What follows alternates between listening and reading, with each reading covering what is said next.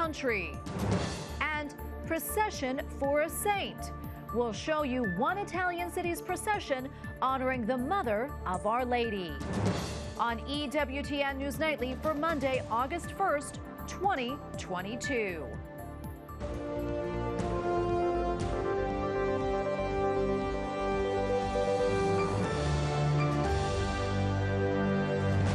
Thank you so much for being with us tonight on this feast of St. Alphonsus Liguori. I'm Tracy Sable. Pope Francis is back in Rome following his 6-day trip to Canada. His final stop before leaving the country took him to a town around 200 miles from the Arctic Circle. EWTN News Vatican analyst Andrea Gagliarducci traveled with Pope Francis and has more on the Holy Father's second apostolic journey of the year. Pope Francis has concluded his penitential pilgrimage to Canada with a visit to Iqaluit, the place where Inuit, the people of Inuit, are most populous, and to ask forgiveness again for what the Catholics might have been doing in residential schools, the state-run schools that were sometimes entrusted to Catholics. 16 out of 70 dioceses in Canada were entrusted of governing and administering these schools, where there were abuses and where also children were eradicated by their families to be assimilated into Canadian culture. The penitential pilgrimage started in Edmonton. It was it went to cemetery of the indigenous people, and he went also to shrines like Saint-Anne-de-Beaupré, that is the national shrine of Canada in Quebec City. So it was a pilgrimage that touched upon all the places in Canada where indigenous people were. But in fact, I would say that there are two important speeches that perhaps have been underestimated. One is the speech that the Pope delivered to the government when he met with the authorities, when he explained that, you know, the Church has forgiveness for the sins of his sons, but at the same time that the Church wants to be present in society and in fact gives a contribution to society. And it was important, the reference the Pope made to the many poor people knocking the door of the parishes. The second speech that was very important was the speech delivered to the bishops, seminarians, priests, deacons of Canada. This speech made a distinction between secularization and secularism. The Pope said that we have to dialogue with secularization, but we cannot dialogue with secularism, because secularism brings God out of the horizon, and that was a very important distinction, especially in Canada, where there was a wave of secularization, the so-called Quiet Revolution, La Révolution Tranquille, that took place in Quebec, and this revolution brought waves of secularization, waves of atheism, waves of God, world without God. So we have abortion, euthanasia in laws that are very much advanced in Canada. So the Pope, in fact, told the bishops that they can speak, they can give their contribution to society, bringing the Catholic values, always in a new way, always evangelizing, as the Pope likes to say, but they can be here. Now, all the trip was mostly speaking about Jesus and the need for reconciliation, but mostly the Pope explained that the only reconciliation can be in the crucifix, can be in Jesus. And in one point, the Pope also spoke about the fact that the Church, in fact, is synonym of reconciliation because it gathers people together. And these were the highlights of the trip to Canada, and I hope that they will be lasting. Well, on the papal flight back to Rome, the Holy Father said Canada's residential school system was, quote, a cultural genocide. Togliere I bambini e cambiare la cultura, cambiare la mente. In a 45-minute discussion with journalists, the Holy Father also weighed in on his health, saying the visit to Canada was, quote, a bit of a test because of knee pain. The 85-year-old also said that he is open to the possibility of retiring if he discerns that it is God's will, and says that he's thinking of slowing down a little. Well, those comments come as the Holy Father says Pope Francis, Holy See that is, says Pope Francis will visit Kazakhstan next month. The Pope will attend an interreligious event in mid-September that will be held in the country's capital. It is expected Orthodox Patriarch Kirill will also attend. The first Pope to visit the country was St. John Paul II, who traveled there in September 2001. Well, this morning, President Joe Biden tested positive for COVID-19 once again. The White House physician says the president is feeling well and is continuing to isolate. Today's positive test was expected as the president had a rebound case of the illness this past weekend. White House correspondent Owen Jensen reports. Owen? Tracy, the president's physician also says he'll, quote, continue to conduct the business of the American people from the executive residence. Meanwhile, the person next in line to the presidency after the vice president is at the center of attention right now as she travels across the globe. Across the globe, U.S. House Speaker Nancy Pelosi held talks with Singapore at the start of her Asian tour. And media in Taiwan say Speaker Pelosi is expected to arrive there Tuesday night. The trip not confirmed just yet, but such a visit would anger Beijing. In fact, China's foreign ministry said today the visit would gravely threaten peace and stability of the Taiwan Strait and reiterated Beijing is fully prepared and solemnly waiting. And in the White House press briefing room this afternoon, National Security Council Coordinator for Strategic Communications John Kirby told reporters, "We will not take the bait or engage in saber rattling. At the same time, we will not be intimidated. We will keep operating in the seas and the skies of the Western Pacific as we have for decades." In a video posted online, China's military said it will bury incoming enemies, showing off its weaponry and fighting tactics. It did not mention Taiwan in the video. China regards Taiwan as its own territory. Put simply, there is no reason for Beijing to turn a potential visit consistent with long-standing U.S. policy into some sort of crisis or conflict. Meanwhile, Vice President Kamala Harris travels to Miami to announce $1 billion are on the way in an effort to what the administration says is about making America resilient to climate change. Today, we meet to discuss the threats that are on the horizon and how we can protect the people of our nation during extreme weather. And on inflation, the Heritage Foundation tweets, Bidenflation is costing individuals $3,400 a year and dual-income families $6,800 a year, according to new Heritage research. And still up in the air tonight is the Inflation Reduction Act, which the president says will lower costs for Americans. Meanwhile, President Biden will soon sign into law the $280 billion CHIPS and Science Act. That event has been delayed due to the president's rebound case of COVID-19. At the White House, Owen Jensen, EWTN News Nightly. Well, the state Senate in Indiana has narrowly passed a near total ban on abortion. The measure now goes to the House. Indiana is one of the first Republican-controlled states to debate tighter abortion laws since the Supreme Court overturned Roe v. Wade last month. And in Kansas, voters head to the polls tomorrow in the first abortion ballot vote since Roe v. Wade was overturned. If passed, the Value Them Both amendment could allow lawmakers to restrict or even ban abortion in Kansas. Pro-lifers in the state say they are hopeful despite being outspent by a 2-to-1 margin by pro-abortion groups. Well, it has been more than 5 months since Russia invaded Ukraine. Thousands of civilians, including women and children, have been killed. And now the Ukrainian ambassador is raising awareness to U.S. lawmakers of the suffering of her people. Capitol Hill correspondent Eric Rosales spoke with her and joins us now with more. Eric? Well, Tracy, Ukrainian Ambassador Oksana Makarova actually saw the pain and suffering herself. She actually helped unveil a photo exhibit here at the nation's capital showing that pain and suffering firsthand through the eyes of the Ukrainian people. Now, I asked the ambassador, who is part of the Eastern Catholic Church, how her faith is being tested. I pray to God to give me strength to serve my country in the best possible way and not to give up. Ambassador Oksana Markarova says each day she prays for her country. With tears in her eyes, the Greek Catholic leader tells me the Russian attacks are deliberate and the killing of her people, especially the children, is difficult to understand. It's a biblical story of David against Goliath, and this fight is a pure fight of good against the evil.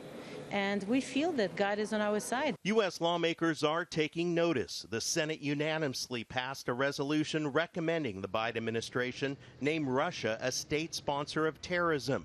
Republican Lindsey Graham and Democrat Richard Blumenthal, back from a recent trip to Ukraine, led the effort. Where we saw the mass grave sites and photographs of women and children, hands tied behind their back, shot in the head, not just a few, but hundreds of them.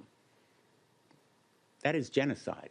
I didn't think there was an issue under the sun that would get 100 votes. We found it. Russia's a state sponsor of terrorism. Ambassador Markarova tells me the Ukrainians cannot win the war without U.S. support. U.S. has been leading this effort in providing us with defense articles, with weapons, with financial assistance, with sanctions also to Russia, proving that, U.S. not only talks about the principles and values, but really live by them. Senator Chris Coons, a member of the Foreign Relations Committee, says that the United States needs to continue its support, not only with money, but also with weapons to the Ukrainian people. But many here on Capitol Hill are already starting to question of how long that support should continue. At the Capitol, Eric Rosales, EWTN News Nightly. Coming up, lawmakers in Australia consider an assisted suicide bill, how church leaders are responding.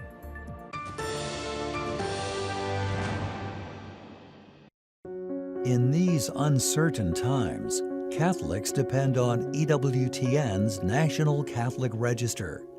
The Register is so much more than a newspaper. It's your faith, your life, your source of information and spiritual resources. Reading it faithfully enriches your walk with Christ and His Church in so many ways. The Register is uplifting, redemptive journalism, interviews with Catholic leaders and newsmakers, liturgical coverage, health, financial, and political topics, and analysis of the key issues you care most about. EWTN's National Catholic Register covers every aspect of the Catholic faith that impacts your world. To get 6 free issues, order online at ncregister.com/TV or call 800-421-3230 and mention code TV. That's ncregister.com/TV or call 800-421-3230 and mention code TV. Call today or visit us online. The National Catholic Register. Read faithfully.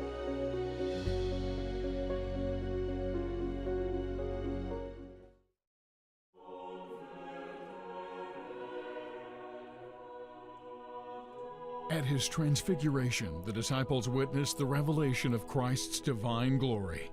In honor of this most sacred event, EWTN takes you to Mount Tabor in Israel as the Kustos of the Holy Land celebrates the Feast of the Transfiguration of our Lord. Saturday at 10 p.m. Eastern on EWTN.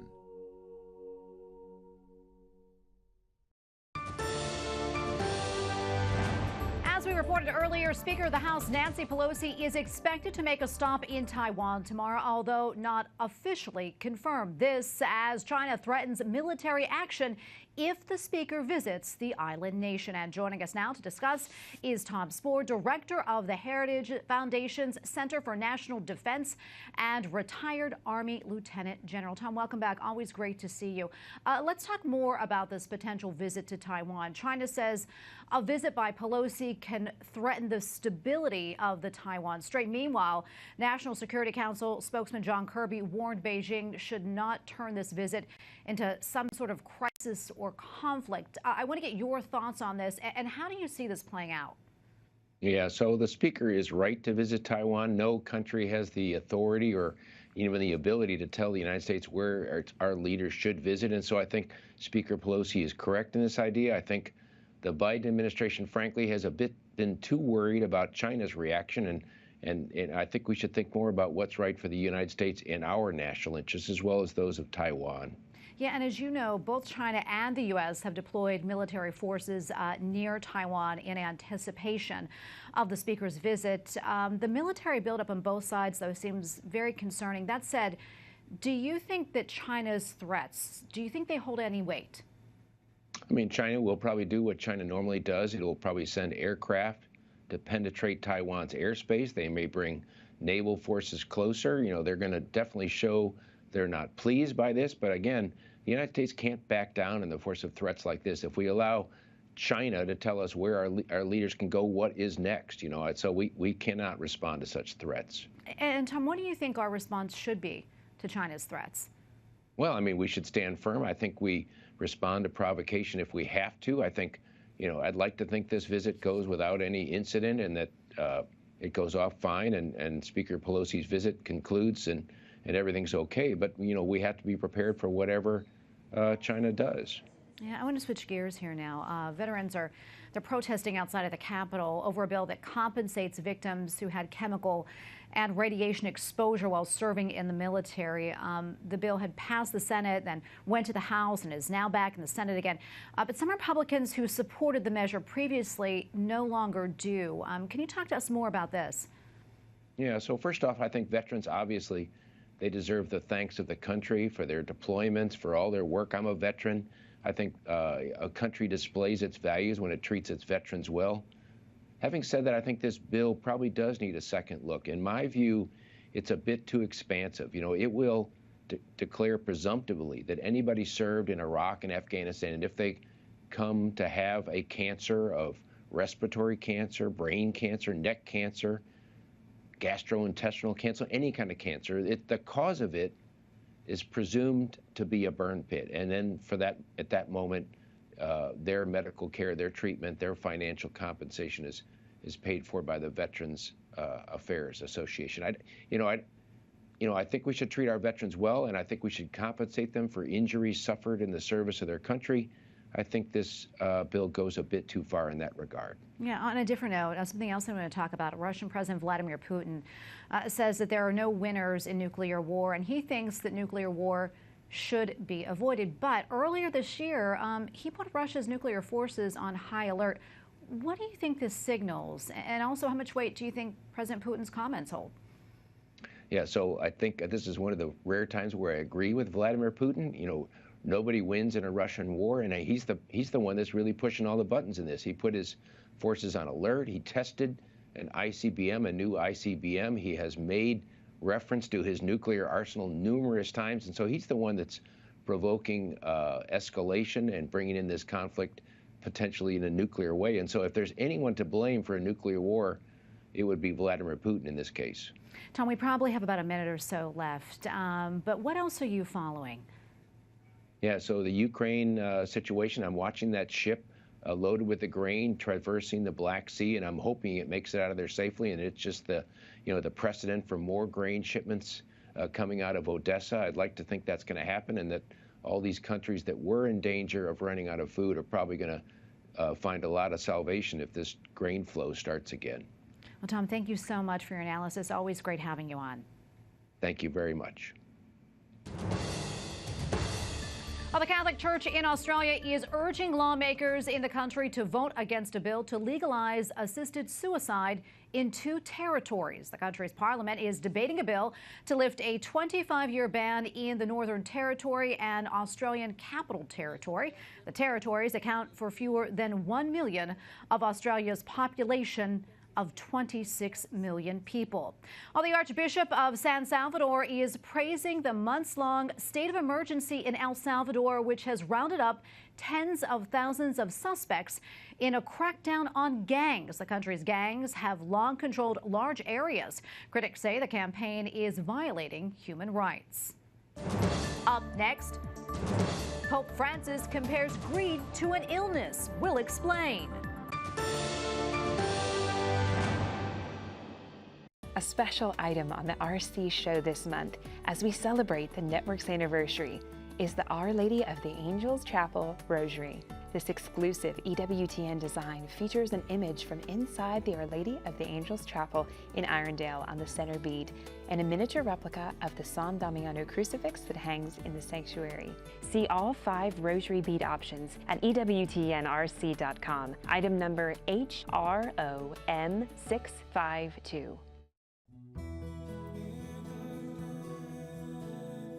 Hello, Journey Home family. Next time, we'll welcome Dr. Abigail Favale to the program. Dr. Favale is a former evangelical Protestant and will share what led her to embrace the Catholic faith.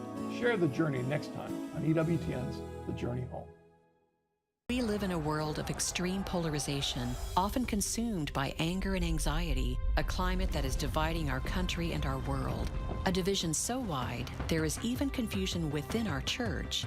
And today, most secular news sources only serve to deepen this divide. But at Catholic News Agency, our mission is to be a witness to the truth of our Catholic faith, providing trustworthy, relevant, and timely news affecting the global church, as well as in-depth coverage of the Pope, the Vatican, the Church in the U.S., and the ongoing battle for the culture of life. Every day, CNA's reporters and editors maintain a continuous, faithful watch on the people and the events that impact lives and the souls of Catholics, delivering more news from a Catholic perspective than anyone else. Catholic News Agency, a service of EWTN News. Trusted, timely, Catholic. Engage at CatholicNewsAgency.com.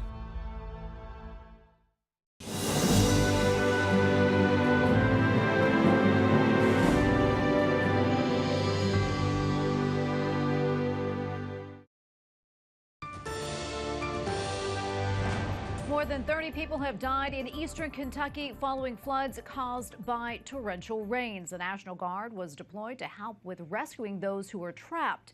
Kentucky Governor Andy Beshear says thousands of residents have been displaced by the natural disaster. And joining us now to discuss is Meg Campos, Executive Director of Catholic Charities of the Diocese of Lexington, Kentucky. Meg, welcome and thank you so much for your time. We appreciate it.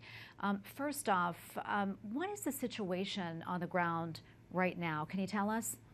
Yeah, like you said, there's been a lot of destruction, lives lost. 16 counties were impacted. Some bridges remain closed, mudslides covered roads. Many roads are still impassable. And the unfortunate thing is that there's still a forecast of rain on the way, which makes things that much more worrisome.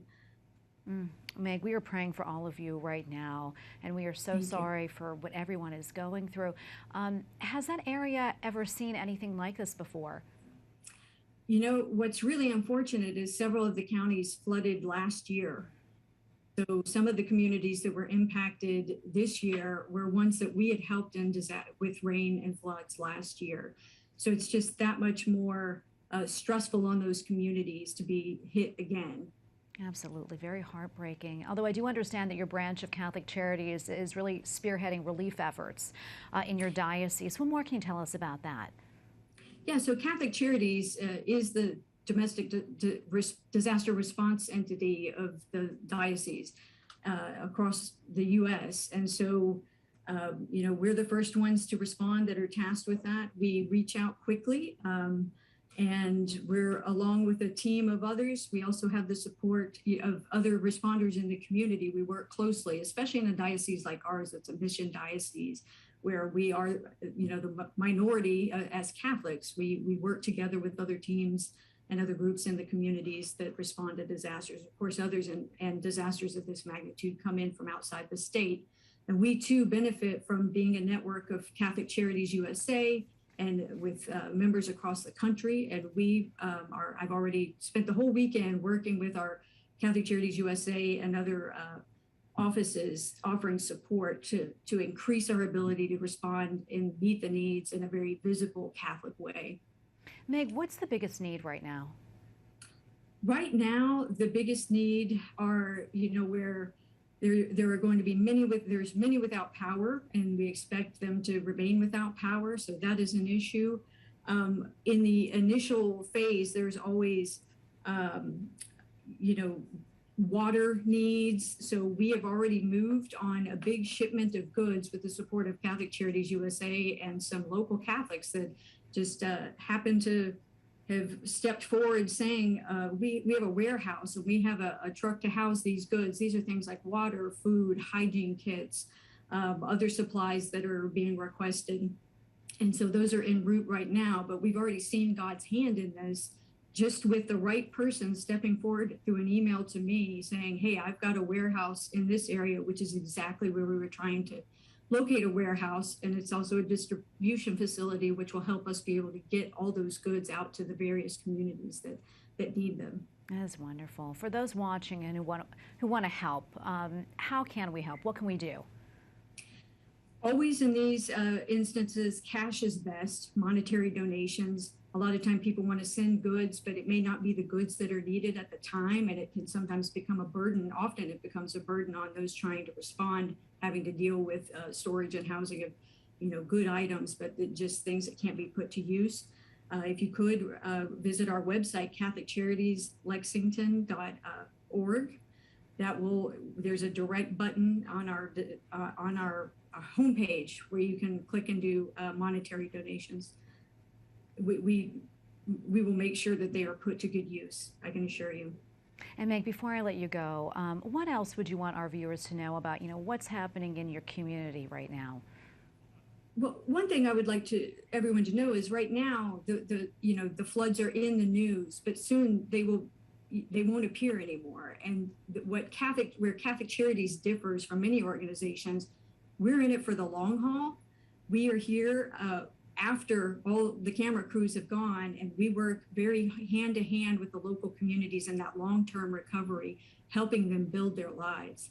And so that's, again, why the cash donations, monetary donations are needed. And so that's the message I would like to convey. And we can't do this work without people in the pews across the nation that, support our efforts, of both their local Catholic charities and those like us that are responding to a crisis. Well, Meg, thank you so much for taking the time to speak with us. Thank you for what you do. And again, we're praying for you and everyone in Kentucky right now.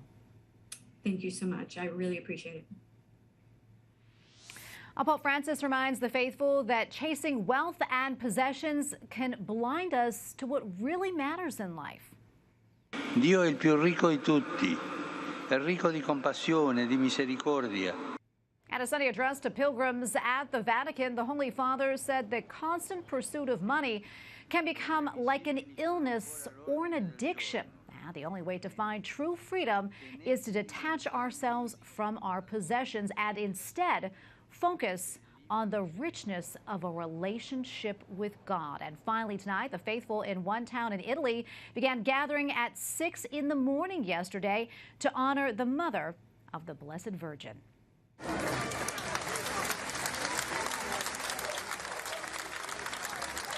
The faithful carried a statue of St. Anne through the streets of Caserta near Naples. Local media report that the bishop in his homily said St. Anne is a reminder to aim high and not think of the things of the earth. St. Anne's feast day was July 26th. And we thank you for watching tonight. For the entire EWTN News Nightly team, I'm Tracy Sable. Good night and God bless.